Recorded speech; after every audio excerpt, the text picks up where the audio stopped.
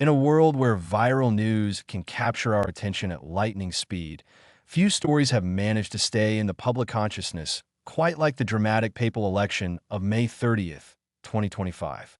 It was a moment of heightened suspense and speculation, fueled by social media chatter and swirling rumors about what the future of the Catholic Church might hold. People from every corner of the globe were glued to their screens, awaiting the announcement that would shape the direction of over 1.3 billion Catholics. Most had fixed their gaze and their hopes upon a single name, Cardinal Luis Antonio Tagle of Manila.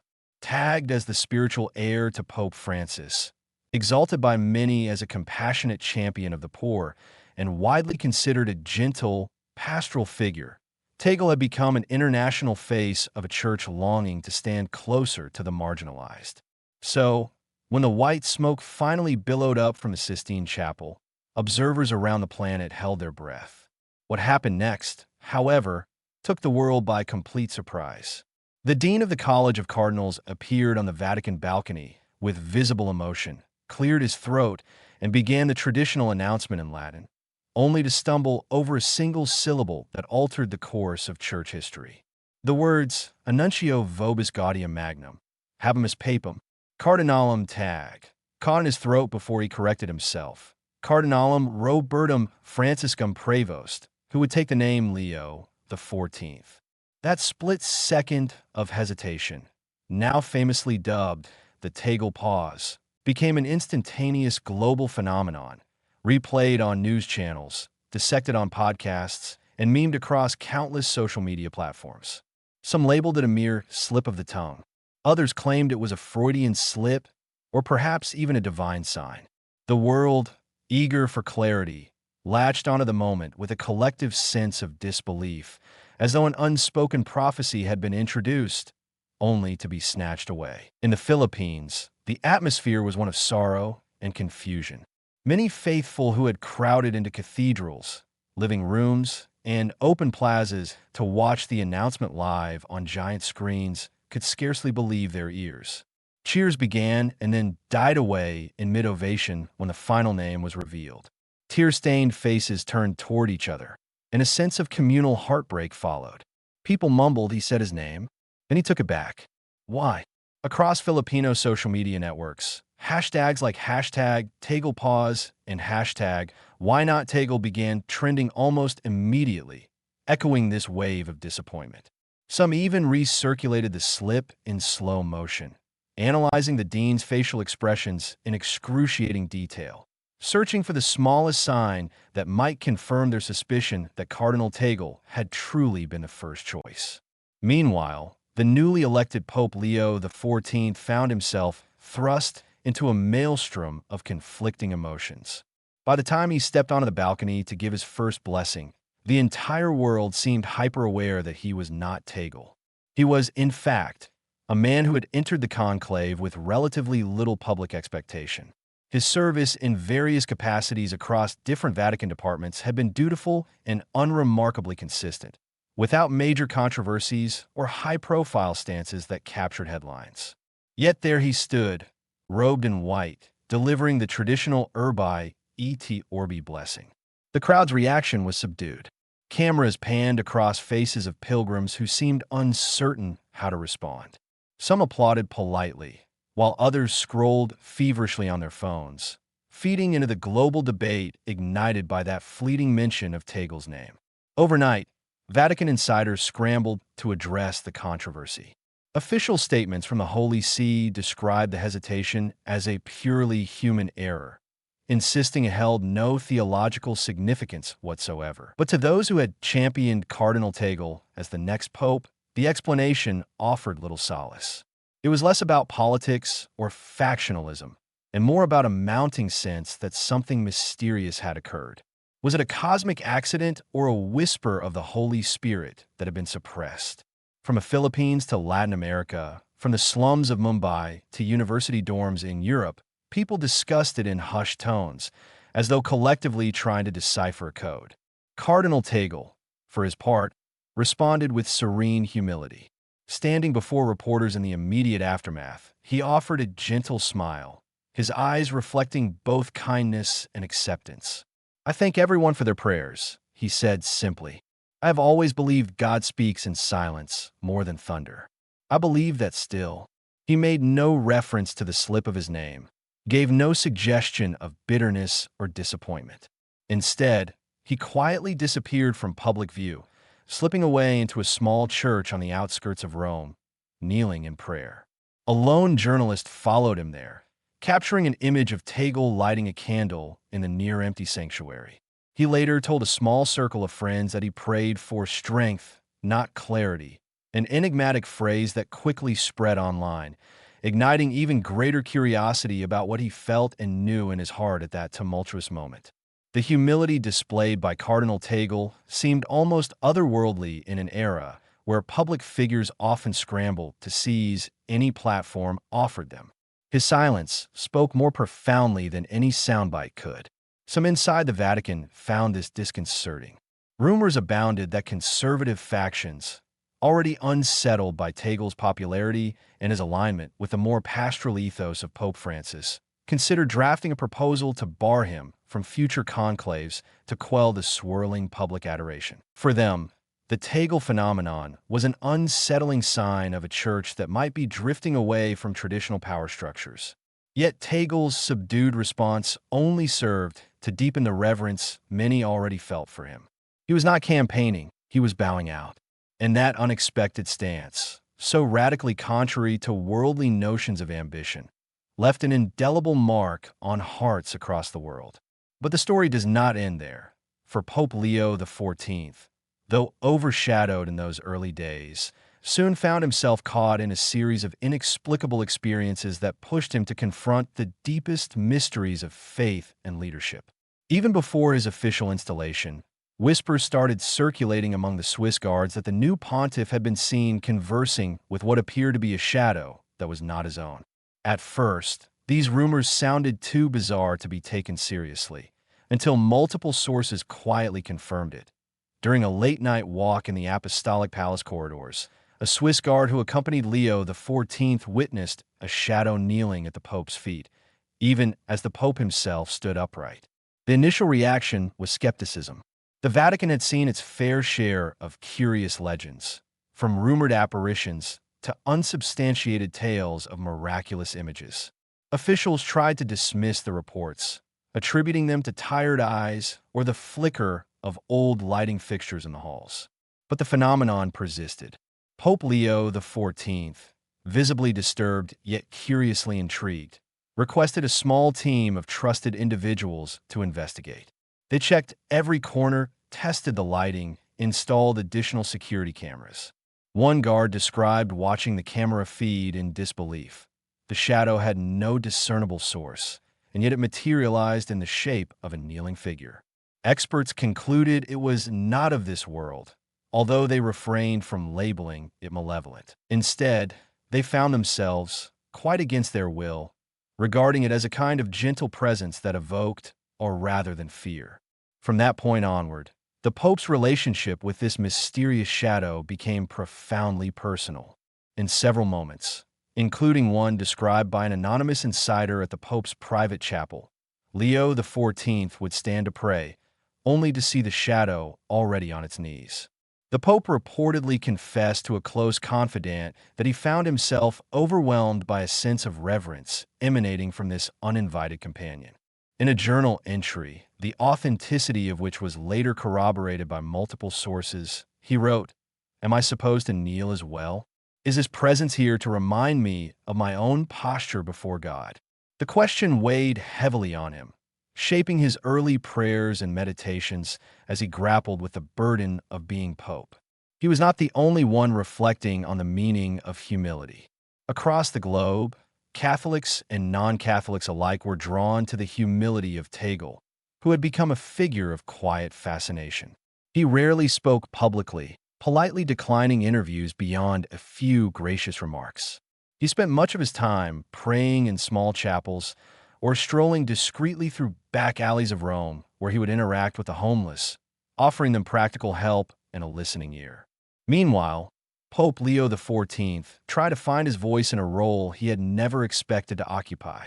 The world's media, still enthralled by the Tagle Pause, often cast him as a kind of accidental pope, overshadowed by the name that almost emerged. In this climate, every homily, every general audience, and every minor gesture of Leo XIV was scrutinized for deeper meaning.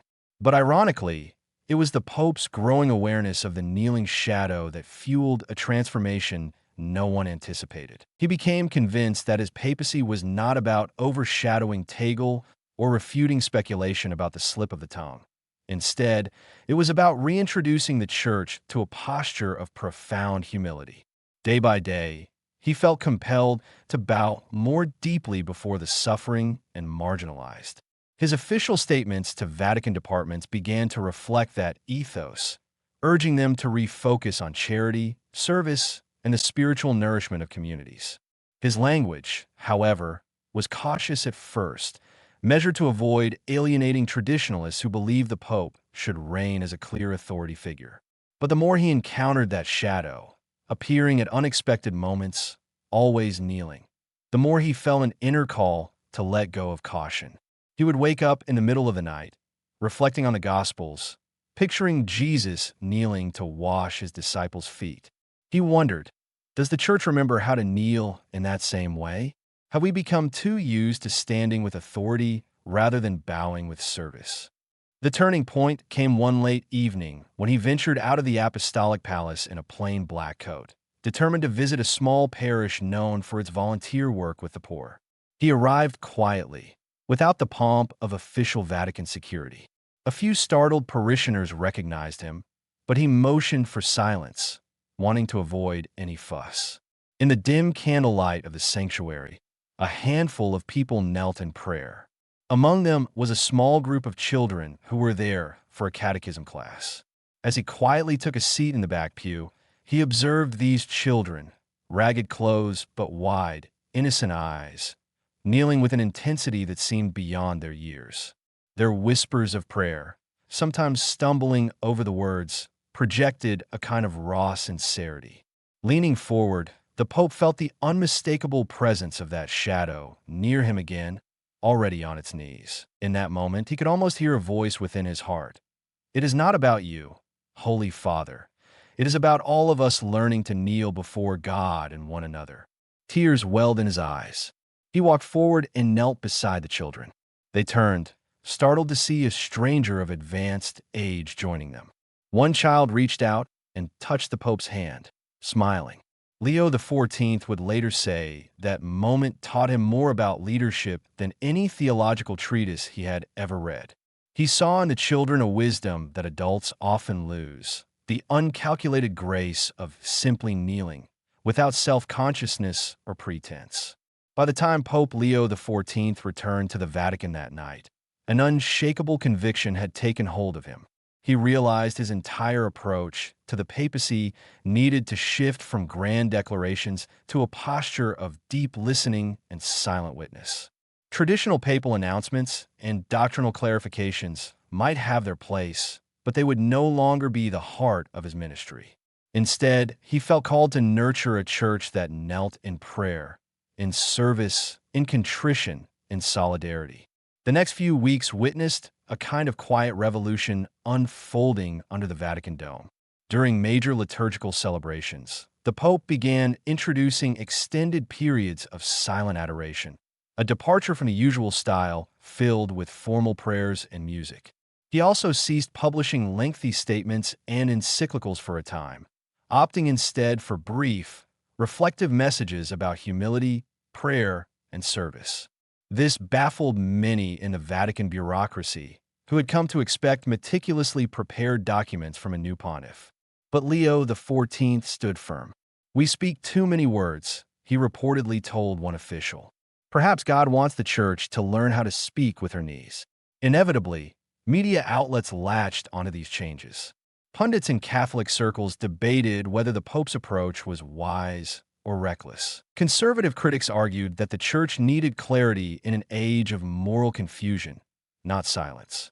Progressive voices praised his humility, yet remained uncertain about the practical implications for pressing issues around the globe. But in many quarters, especially among ordinary believers at the grassroots level.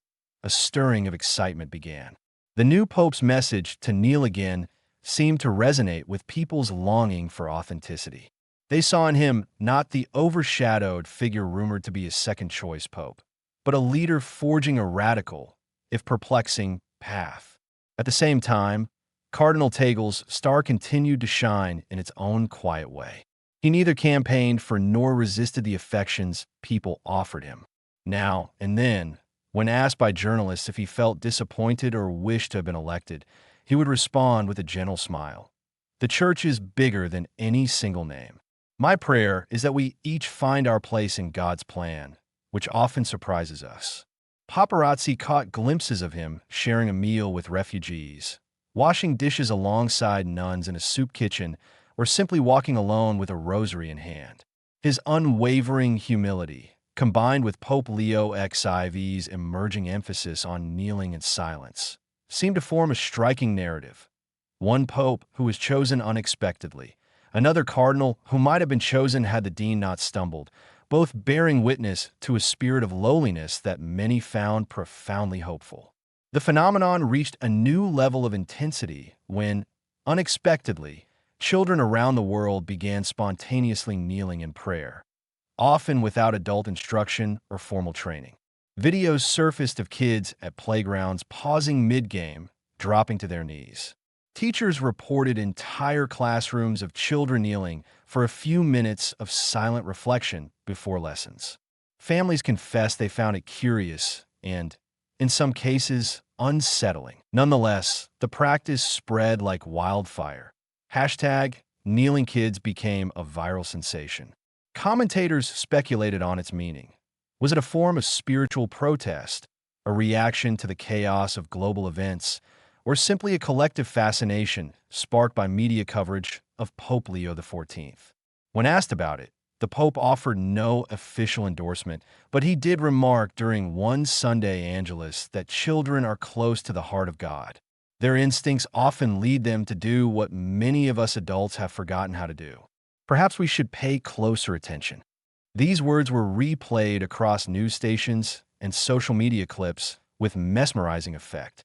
Increasing numbers of families began incorporating moments of silent kneeling into their daily routines. For some, it was an act of piety. For others, a simple exercise in quieting the mind.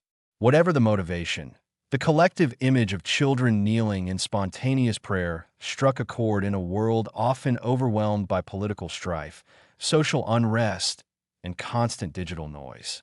It was around this time that Pope Leo XIV had another profound encounter. Late one evening, he slipped out of the Vatican again, drawn by an irresistible impulse to pray at San Maria in Trastevere, a church known for its ancient mosaics depicting Mary with the child Jesus. Upon entering, he found the place nearly empty, just a few flickering candles and scattered visitors in private prayer. One figure stood out, a man in simple attire, hooded as though to remain unnoticed. Sensing something unusual, the Pope approached him. Without turning, the man spoke. "Holiness is found on wounded knees."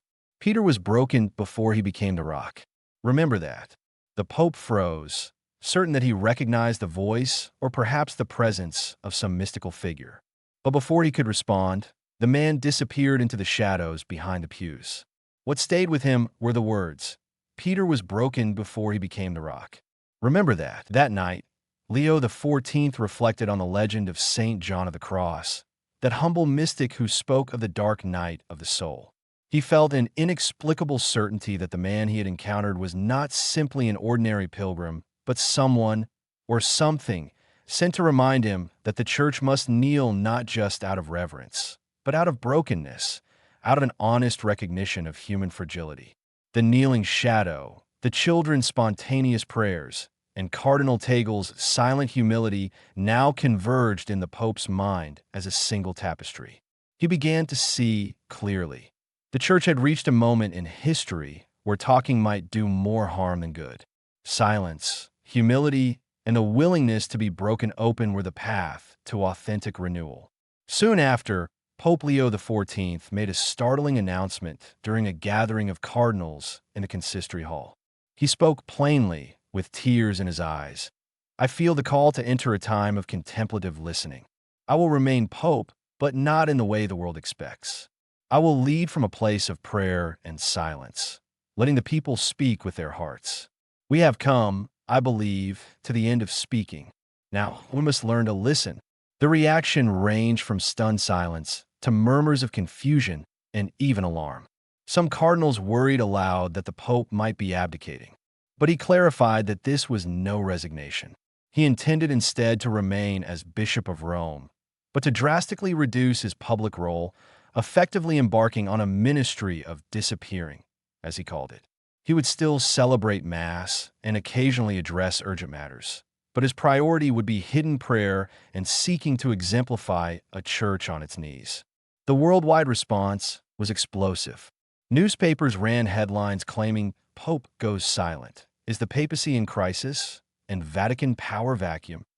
Many observers questioned how the church could function if the Pope chose to retreat from public engagement. Yet, a significant swath of the laity, inspired by the spontaneous kneeling movement, found hope in his decision. They saw a pope attempting to embody the simplest, yet most radical tenet of the gospel: humility before God. Leo XIV gave only a brief explanation to the faithful. "We have enough words. Let us kneel together and seek the presence of the one who loves us first." Meanwhile, the kneeling shadow grew more pronounced. People within the Vatican began noticing that whenever the Pope stepped into a room, the shadow would appear somewhere in the corner, already kneeling, as if anticipating or mirroring a state of worship. Far from being frightened, many staff and visitors alike felt a deep serenity at the sight. It became a visible sign of the Pope's own spiritual journey, even if few understood it fully. Some called it an ongoing miracle. Others referred to it as an inexplicable phenomenon that defied categorization. For Leo XIV himself, it was both a companion and a constant reminder. Whenever doubt plagued him, whenever he questioned whether he should revert to the familiar patterns of papal authority, he would see the shadow kneeling, as though urging him once more to bow low in service. Perhaps the greatest moment of confirmation for this new direction came unexpectedly during a Sunday Angelus, the first the Pope had led in many weeks. A massive crowd gathered in St. Peter's Square, uncertain whether he would speak or simply appear. When he finally stepped onto the balcony, silence fell over the throng. He gazed upon them, thousands of faces turned upward. Slowly and deliberately, he placed his hand on the balustrade, opened his mouth as if to speak, but then paused.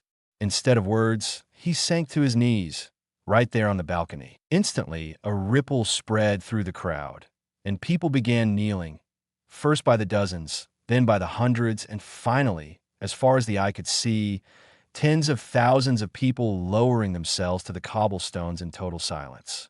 The cameras captured an ocean of bent knees, a hush so profound that one could hear the rustling of clothing. It lasted for minutes, though it felt like both an instant and an eternity. No formal blessing was spoken, no official statement read. Instead, that collective gesture became a sermon of silence, the likes of which the world had never seen. In the aftermath, journalists scrambled to interpret the event. They wrote about the day the church remembered how to kneel, analyzing its social, political, and theological implications. But for those who were there, the experience was deeply personal. Pilgrims described a palpable sense of unity and surrender, an overwhelming awareness of God's presence. Many left the square in tears, convinced that something in the heart of the church had shifted. Not everyone understood or appreciated it, of course. Critics continued to lament the Pope's reluctance to offer guiding words on pressing global issues. They demanded clarity on doctrine, moral teaching, and policy, which they felt was lacking. Still, the memory of that silent kneeling remained a beacon that cut across the usual divides. As the months passed, Pope Leo XIV continued in his quiet approach, offering minimal public addresses. He spent extended periods in solitary prayer, receiving visitors only to discuss matters of urgent importance or pastoral concern. In some ways, the daily running of Vatican affairs fell more to various cardinals and commissions, but the Pope's influence remained pervasive through the simplicity of his witness. That shadow, too, remained a presence. Those who worked closely with the Pope noted that it sometimes appeared to lighten or take a shape that reflected joy, particularly when the Pope knelt in fellowship with children, the poor, or the sick. On days when global tensions flared or the Pope wrestled with personal doubts, the shadow seemed heavier, as if carrying the weight of 1,000 unspoken burdens. Toward the end of his second year in this contemplative ministry, Pope Leo XIV surprised the Church once more with a message he titled Letter to My Successor. It wasn't an encyclical, nor an official papal bull. It was a simple, handwritten letter on Vatican stationery, addressed to a hypothetical future pope. In it, he expressed his conviction that the chair of Peter should never become a throne that elevates itself above the prayers of the faithful. Remember, he wrote, the seat of Peter must never be higher than the ground on which our people pray. If you find yourself lifted high, step down and kneel among them. He spoke of leadership as a willingness to disappear, to allow Christ to shine through. He did not specify any timeline for his own departure, nor did he announce any formal plan to abdicate. Instead, he described his conviction that the Church was being guided into a season of silent listening, one that could not be led by worldly power or ambition. The letter became public, and once again, speculation ran wild that Leo XIV was preparing to resign or that he was pointing the way for the next conclave. Yet nothing in his behavior indicated an immediate resignation.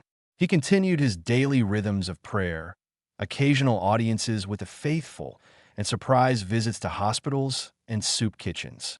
Often, he was seen in the company of Cardinal Tagle, whose humility matched the Pope's evolving vision of a church on its knees. The two men, one with the almost mentioned name, the other carrying the strange burden of a kneeling shadow, were spotted praying together in corners of Rome, sharing simple meals, or comforting those in distress with quiet words and blessings.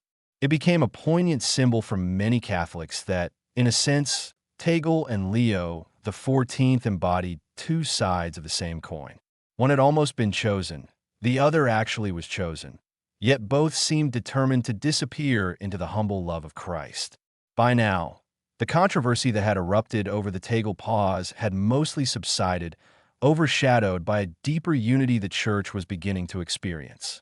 People spoke less of conspiracies or mistakes and more of wonder at how grace can work in unexpected ways. The disappointment felt by many Filipinos had found a new expression in the joy of seeing both Tagle and the Pope demonstrating the same posture of lowliness. Soon, a fresh wave of stories emerged about ordinary believers returning to neglected spiritual practices. Confession lines grew longer in some parishes, not from fear or guilt, but from a genuine sense of renewed faith. Adoration chapels, once lightly attended, now hosted continuous gatherings of the faithful, kneeling for hours in silent prayer. Youth groups and campus ministries reported an upswing in interest, with many young people citing the simplicity of the Pope's witness as an inspiration. Even non-Catholics expressed admiration for a pope who was not trying to dominate headlines, but rather step back into the shadows. A few joked that Leo XIV was the invisible pope, though they often did so with a note of respect. Yet, not all was rosy. Inevitably, tensions arose with certain factions inside the Church. Some high-ranking officials insisted that a more vocal presence was needed to address controversies such as geopolitical conflicts, economic inequalities, and internal theological disputes. They believed silence could be misconstrued as neglect. In private, they pressured the Pope to release formal teachings clarifying church stances on a range of hot-button issues. Leo XIV quietly declined, saying that the Church had reams of documents on such matters already, and what was lacking was not clarity of words, but humility of spirit. Our libraries overflow with teachings, he reportedly told them. Our hearts, however, are starved for the living word that can only be heard in silence. This fundamental shift in approach eventually found an echo in local parishes worldwide. Pastors began incorporating more silence into liturgies, encouraging communal kneeling, and inviting the laity to experience God's presence in quiet prayer. Charities continued their work, reaffirming the Church's commitment to social justice. But they did so with renewed recognition that the service of the poor is most authentic when born of prayerful humility. In ways large and small, it was as if the Church was collectively remembering how to bow down, physically and spiritually. Skeptics remained, but the effect was undeniable. Stories multiplied of conversions sparked not by grand speeches, but by silent encounters with a presence that was palpably real. Then came the day, years after that fateful conclave, when Pope Leo XIV invited children from around the globe to gather in St. Peter's Square for an international day of prayer. The event was scheduled to feature songs, catechesis, and various cultural presentations. Little did anyone know it would become an even more powerful moment than the silent Angelus kneeling. The day dawned bright, and the square filled with families of every nationality, color, and language. Banners waved in the warm breeze. Cameras streamed the event to millions watching from home. When the Pope took the stage, he offered a few sentences of welcome and gratitude, but then paused. He noticed that many of the children had already knelt down, unprompted, around the edges of the platform. The hush that ensued spread like a gentle wave through the crowd. Adults, seeing the children kneeling, followed suit. Soon, the entire square was on its knees in absolute stillness. For 15 minutes, not a word was spoken. The official schedule's speeches and performances were quietly set aside. This was no protest, no orchestrated ceremony. It was simply a collective, reverent hush. Even the television broadcasters struggled to fill the silence, their commentators stumbling over half-whispered remarks before choosing to go mute, letting the visuals speak. A reporter near the colonnades described the scene as unlike anything I've witnessed in my entire career covering the Vatican. It was as though time itself stood still, and all that remained was awe. In some corners, children began quietly singing a simple chant, and in other corners, spontaneous tears and embraces were shared among strangers. Over the top of it all, the shadow of the Pope, as captured on live camera, seemed to kneel independently, as always, a silent testimony to the mystery at hand. When the silence finally ended, Pope Leo XIV lifted his head and looked out over the sea of the faithful. He raised his hand in blessing. Still, he did not speak. He simply nodded, stepped back, and walked away, leaving an indelible impression that the event's true meaning could not be conveyed by words. The coverage of that day's gathering was enormous. Social media went ablaze with short clips of the kneeling crowd. Hashtags like #KneelingWorld and #ChildrenLeadTheWay trended for days. Some referred to it as the miracle of silence, while others discussed the phenomenon purely as a human moment of shared reverence. But however it was labeled, the outcome was clear. Millions were moved, and perhaps just as many were left pondering what place humility holds in a world where noise and spectacle usually rule. In the months that followed, Pope Leo XIV continued his contemplative ministry. He never formally abdicated, nor did he revert to the typical pattern of papal leadership. On a few occasions, he penned short notes encouraging the faithful to continue praying for each other and for the healing of the world. In one note, he wrote, "When the Church kneels, she stands taller than any earthly power. When we bow our heads, we see more clearly the face of the suffering Christ in our midst." His final public appearance was characteristically understated, a visit to a remote hospital ward caring for terminally ill children. There, he knelt by each bed, held each child's hand, and left behind a small cross as a token of hope. Observers said that the kneeling shadow was visible in the hallway, as though waiting for him to finish and walk on together. Cardinal Tagle, for his part, carried on his life of humble service, working in harmony with the Pope's vision. Over time, the initial heartbreak of not seeing Tagle elected gave way to a deeper appreciation of the mysterious ways grace can unfold. People recalled how the dean of the College of Cardinals had stumbled over the words Cardinal Tagle and wondered if, in that fateful moment, God had not placed both men on parallel journeys. One as Pope, the other as a constant reminder of what might have been, each reflecting the same fundamental posture of humility and devotion. In hindsight, the Tagle Pause that once caused so much confusion came to be seen as a catalyst for a greater awakening. Perhaps if the announcement had been made cleanly, the Church would have fallen into the usual cycle of euphoria and disappointment that accompanies any new papacy. Instead, the slip of the tongue introduced an ongoing sense of wonder and questioning that shook the institution out of complacency. It forced believers to ask not just, "Who is the Pope?" but "What does God desire for the Church in this moment?" Out of that collective questioning emerged a Pope with a mysterious kneeling shadow, an almost Pope who embodied gracious silence, and a worldwide movement of the faithful rediscovering the power of bending the knee before God. To this day, scholars, theologians, and journalists continue to analyze every thread of this story. Some argue it was a carefully orchestrated drama by certain Vatican insiders aiming to shift the Church's direction.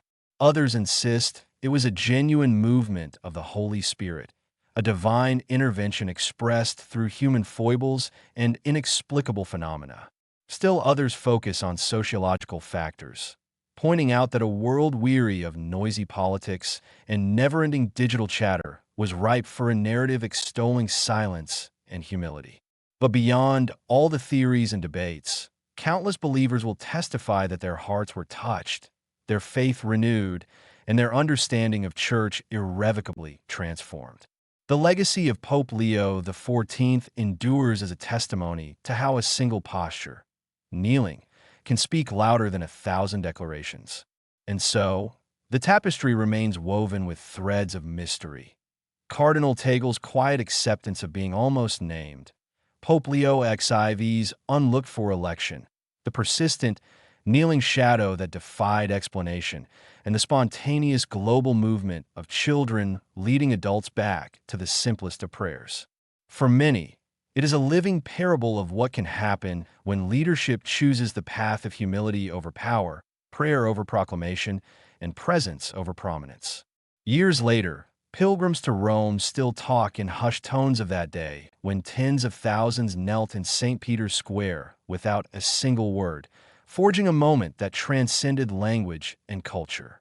It is unlikely that future generations will forget the astonishing sequence of events that began with the slip of a name on May 30th, 2025. History may debate its precise meaning, but faith, as always, looks upon it through the lens of grace. In the end, perhaps that slip was no mistake at all, but an invitation to kneel and listen, to recognize that the true source of greatness in the Church has never been in lofty declarations or unyielding authority, but in the quiet humility of those who bow low. And as the world learned through a pope and a cardinal, both unexpectedly bound by the echoes of a paused announcement, sometimes the most powerful sermon is the one delivered in silence, on bent knees, in reverent awe of the God who calls all to be small so that love can be great.